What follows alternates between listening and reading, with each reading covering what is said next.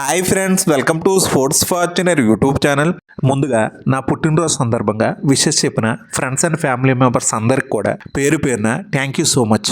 Friends, ఈ వీడియోలో మనం డిస్కస్ చేయబోయే విషయం ఏంటంటే రిషబ్ పంత్ని టార్గెట్ చేయబోయే టీమ్స్ ఏవి, అలాగే పీపీకేస్ ఇంపాక్ట్ ప్లేయర్ రూల్ గురించి ఒక అప్డేట్ అయితే ఉంది. దాని గురించి అయితే ఈ వీడియోలో చూద్దాం. ఫ్రెండ్స్, మన ఛానల్లో ఐపీఎల్ పై వచ్చే ఫాస్ట్ అప్డేట్స్ ఏవి మిస్ అవ్వకుండా ఉండాలంటే ఇప్పుడే మన యూట్యూబ్ ఛానల్ అయితే సబ్స్క్రైబ్ చేసుకోండి. పక్కనే ఉన్న బెల్ ఐకాన్ అయితే క్లిక్ చేయండి. మరెందుకు లేదు ఫ్రెండ్స్, ఈ వీడియోలోకి అయితే వెళ్ళిపోదాం. 17 ఏళ్లగా అందని ద్రాక్షలా ఉన్న ఐపీఎల్ టైటిల్ను అందుకోవడానికి పంజాబ్ టీం అయితే సరికొత్త ప్రణాళికలను అయితే సిద్ధం చేసుకుంటుంది. మరి ఇందులో భాగంగానే కోచింగ్ స్టాఫ్లో అయితే కొన్ని మార్పులను అయితే చేస్తుంది. టీం మొత్తం మళ్ళీ ప్రక్షాళన చేసి ఒక బలమైన టీంతో 2025 సీజన్లో కప్పు కొట్టాలని ఒక లక్ష్యంతో అయితే వస్తున్నారు. దీంతో టీం హెడ్ కోచ్ అయిన ట్రెవర్ బెలీస్ను తప్పించి మరి తన స్థానంలో ఒక ఇండియన్ కోచ్ని తేవాలని చూస్తున్నారు. లాస్ట్ ఫ్యూ డేస్ బ్యాక్ అయితే సురేష్ రైనాతో పంజాబ్ టీం మేనేజ్మెంట్ సంప్రదించినట్లుగా అప్పుడు న్యూస్ అయితే వచ్చింది.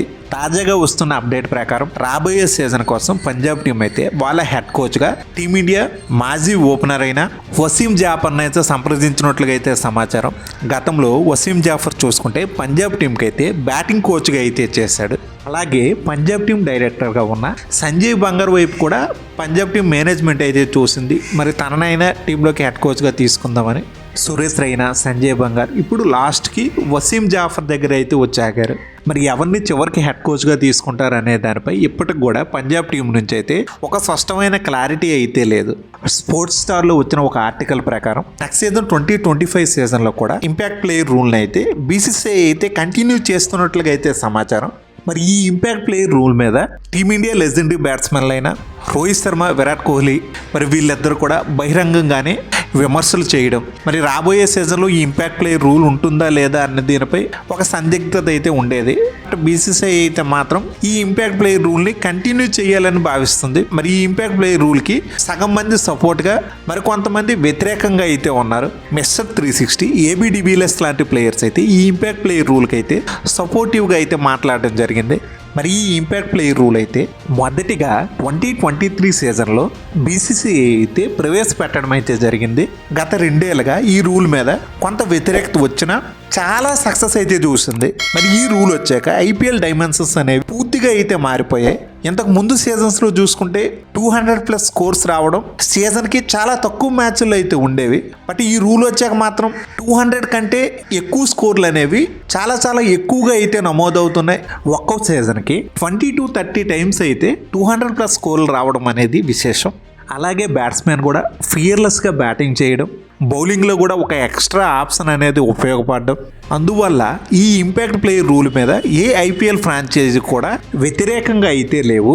ఈ ఇంపాక్ట్ ప్లేయర్ రూల్కి ఇప్పటి వరకు కూడా అన్ని ఐపీఎల్ ఫ్రాంచైజీలు సపోర్ట్ చేస్తూనే వస్తూ ఉన్నాయి. నెక్స్ట్ అప్డేట్, రిషబ్ పంత్ని ఏ ఐపీఎల్ ఫ్రాంచైజీలు టార్గెట్ చేయబోతున్నాయి అనేది చూద్దాం. మరి ప్రస్తుతం అయితే రిషబ్ పంత్ని అయితే సిఎస్కే టీం అయితే ట్రేడింగ్ ద్వారా అయితే తీసుకోవాలని చూస్తున్నారు. ఒకవేళ ఈ ట్రేడింగ్ పాసిబుల్ కాకపోతే రిషబ్ పంత్ అయితే ఆక్షన్ టేబుల్ మీదకి వస్తాడు. ఆ టైంలో తనని కొన్ని ఫ్రాంచైజీలు అయితే ఖచ్చితంగా టార్గెట్ అయితే చేస్తాయి. అలాంటి వాటిలో first franchise Kolkata Knight Riders. KKR team నుంచి దినేష్ కార్తిక్ వెళ్ళిపోయిన నాటి నుంచి సరైన వికెట్ కీపర్ దొరక్క ఆ టీం అయితే మాత్రం చాలా ఇబ్బందులు అయితే పడుతుంది. కేకేఆర్ టీంలో గత 3 ఏళ్ల నుంచి 2022 సీజన్లో శామ్ బిలిక్స్, 2023 సీజన్లో can Jagadeesan Gurbaz, 2024 season will salt, ఇలా సీజన్కు ఒక వికెట్ కీపర్ అయితే కేకేఆర్ టీం నుంచి అయితే ఉన్నారు. ఒక జెన్యూన్ నాణ్యమైన వికెట్ కీపర్ సర్వీసెస్ అనేది కేకేఆర్ టీం అయితే మిస్ అవుతుంది. మరి నెక్స్ట్ సీజన్లో పిల్సాల్ట్ని, రామనోలా గుర్బాజ్ని రిటైన్ చేసుకునే అవకాశం లేదు. కాబట్టి రిషబ్ పంత్ లాంటి ప్లేయర్ ఆక్షన్ టేబుల్ వరకు వచ్చాడంటే ఖచ్చితంగా కేకేఆర్ టీం అయితే తన గురించి అయితే వెళ్తుంది. రిషబ్ పంత్ లాంటి ప్లేయర్ టీంలోకి వస్తే ఆ టీంకి వికెట్ కీపింగ్లో ఒక పర్మనెంట్ సొల్యూషన్ అయితే దొరుకుతుంది. అలాగే టీం బ్యాటింగ్ యూనిట్ కూడా స్ట్రాంగ్ అయితే అవుతుంది. Second team Gujarat Titans. మరి జీటీ టీం నుంచి చూసుకుంటే మరి లాస్ట్ సీజన్ వరకు వృద్ధిమాన్ సాహా అయితే వాళ్ళకి వికెట్ కీపర్గా అయితే ఉన్నాడు. మరి తన ఏజ్ దృష్ట్యా మరి రీసెంట్ టైమ్స్లో తన ఫామ్ కూడా అంత గొప్పగా అయితే ఉండట్లేదు. సో మరి నెక్స్ట్ సీజన్లో జీటీ టీం అయితే వృద్ధిమాన్ సాహాని రిటైన్ చేసుకునే అవకాశాలు కూడా లేవు. కాబట్టి మరి రిషబ్ పంత్ లాంటి ప్లేయర్ ఆక్షన్ టేబుల్ మీదకుంటే ప్రతి టీంకి కూడా ఫస్ట్ చాయిస్ వికెట్ కీపర్లా రిషబ్ పంతే కనిపిస్తాడు. సో మరి జీటీ టీం కూడా రిషబ్ పంత్ గురించి వెళ్ళే అవకాశం అయితే ఉంటుంది. ఎందుకంటే జీటీ టీంకి మిడిల్ ఆర్డర్లో కాస్త చిన్న కన్సర్న్స్ అయితే ఉన్నాయి కాబట్టి రిషబ్ పంత్ లాంటి వాడు జీటీ టీంలోకి వస్తే ఆ మిడిల్ ఆర్డర్ కన్సర్న్స్ అనేవి పోతాయి.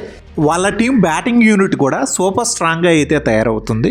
అలాగే మరి లాస్ట్ సీజన్లో శుభ్మన్ గిల్ కెప్టెన్సీలో అయితే ఫెయిల్ అయ్యాడు. మరి నెక్స్ట్ సీజన్లో కూడా ఈ ఫెయిల్యూర్ కంటిన్యూ అయితే ఫ్యూచర్ని దృష్టిలో పెట్టి చూసుకుంటే రిషబ్ పంత్ లాంటి ప్లేయర్ గుజరాత్ టీంకి అయితే కెప్టెన్గా కూడా పనికొస్తాడు.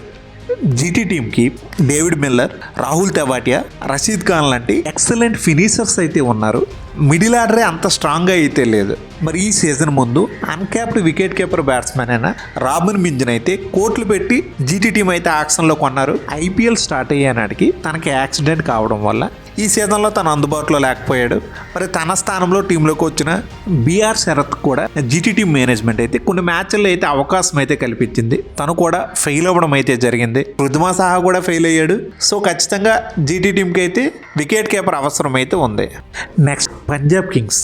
మరి ఈ టీంకు చూసుకుంటే రిషబ్ పంత్ అయితే ఒక కెప్టెన్ గాను ఒక వికెట్ కీపర్ గాను రెండు రకాలుగా కూడా కావాలి. మిగతా టీమ్స్తో పోల్చుకుంటే రిషబ్ పంత్ కోసం పంజాబ్ టీం అయితే కాస్త డెస్పరేట్గా అయితే వెళ్ళొచ్చు. మరి ప్రస్తుతం పంజాబ్ టీంలో చూసుకుంటే ప్రభు సిమ్రాన్ సింగ్, జానీ బెయిర్స్టో, జితేష్ శర్మ ఈ ముగ్గురు కూడా వికెట్ కీపర్స్ రూపంలో అయితే అందుబాటులో అయితే ఉన్నారు. బట్ ఈ ముగ్గురులో ఏ ఒక్క ప్లేయర్ని కూడా పంజాబ్ టీం మేనేజ్మెంట్ అయితే నెక్స్ట్ సీజన్లో రిటైన్ చేసుకోవడానికి అవకాశం అయితే లేదు. సో మరి పంజాబ్ టీంకి అయితే ఆ వికెట్ కీపర్ స్పాట్ అయితే వేకెంట్గా అయితే ఉంటుంది. మరో వికెట్ కీపర్గా కేఎల్ రాహుల్ కూడా యాక్షన్ టేబుల్ మీదకి వచ్చిన మరి గతంలో కేఎల్ రాహుల్ అయితే మరి ఇదే పంజాబ్ టీం తరపున ఆడి ఎల్ఎస్జీ టీంలోకి వెళ్ళిపోయాడు కాబట్టి తన మీద అంత ఇంట్రెస్ట్ అయితే పంజాబ్ టీం మేనేజ్మెంట్ అయితే చూపించకపోవచ్చు. బట్ రిషబ్ పంత్ విషయంలో మాత్రం ఖచ్చితంగా అయితే వెళ్తారు. పంజాబ్ టీం ఎప్పుడు కూడా యాక్షన్ టేబుల్ మీద అగ్రెసివ్గా ఉంటూ పెద్ద పెద్ద అమౌంట్స్ పెట్టి బిగ్ ప్లేయర్స్ని ఎప్పుడూ తీసుకుంటూ ఉంటారు కాబట్టి రిషబ్ పంత్ విషయంలో పంజాబ్ టీం వెళ్తారు అనే దానిపై సందేహం అయితే లేదు. Last team Chennai super Kings. మరి ధోనీకి సక్సెసర్గా ధోనీ స్థానంలో రీప్లేస్మెంట్గా రిషబ్ పంత్ని అయితే సిఎస్కే టీం మేనేజ్మెంట్ అయితే చూస్తుంది. ధోనీ వెళ్ళిపోయాక ఆ స్థాయి వికెట్ కీపర్ ప్రస్తుతం ఐపీఎల్లో ఎవరైనా ఉన్నారు అంటే అది ఒక్క రిషబ్ పంత్ మాత్రమే. టీంలో ఆల్రెడీ డెవాన్ కాన్వే, అవినాష్ రావు రూపంలో మరొక రెండు ఆప్షన్స్ ఉన్నా మరి ఈ ఇద్దరు ప్లేయర్స్ని కూడా నెక్స్ట్ సీజన్లో రిటైన్ చేసుకునే అవకాశం అయితే లేదు. డెవాన్ కాన్వేను మళ్ళీ ఆర్టీఎం ద్వారా బైబ్యాక్ అయితే చేయొచ్చు కానీ రిటైన్షన్ అయితే దక్కదు. సో మరి ఒకసారి రిటైన్ చేసుకోకపోతే యాక్షన్ టైంలో మీదకి వెళ్ళాక ఆ ప్లేయర్ రావచ్చు రాకపోవచ్చు, మన టీంలోకి వస్తాడన్న గ్యారంటీ కూడా లేదు.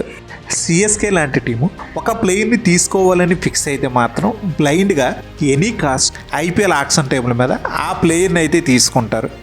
దినేష్ కార్తిక్ లాంటి ప్లేయర్ రిటైర్మెంట్ ఇచ్చేయడంతో ఆర్సీబీ లాంటి టీంకి కూడా ఆ వికెట్ కీపర్ స్లాట్ అయితే ఖాళీ అవ్వడంతో రిషబ్ పంత్ అవసరం అయితే ఉంటుంది. కానీ మరి ఆర్సీబీ టీం అయితే కేఎల్ రాహుల్ని తీసుకోవాలని ముందుగానే వాళ్ళు డిసైడ్ అయిపోయారు కాబట్టి పంత్ కంటే వాళ్ళు ఫస్ట్ చాయిస్ వికెట్ కీపర్గా కేఎల్ రాహుల్పై అయితే మొగ్గు చూపుతారు.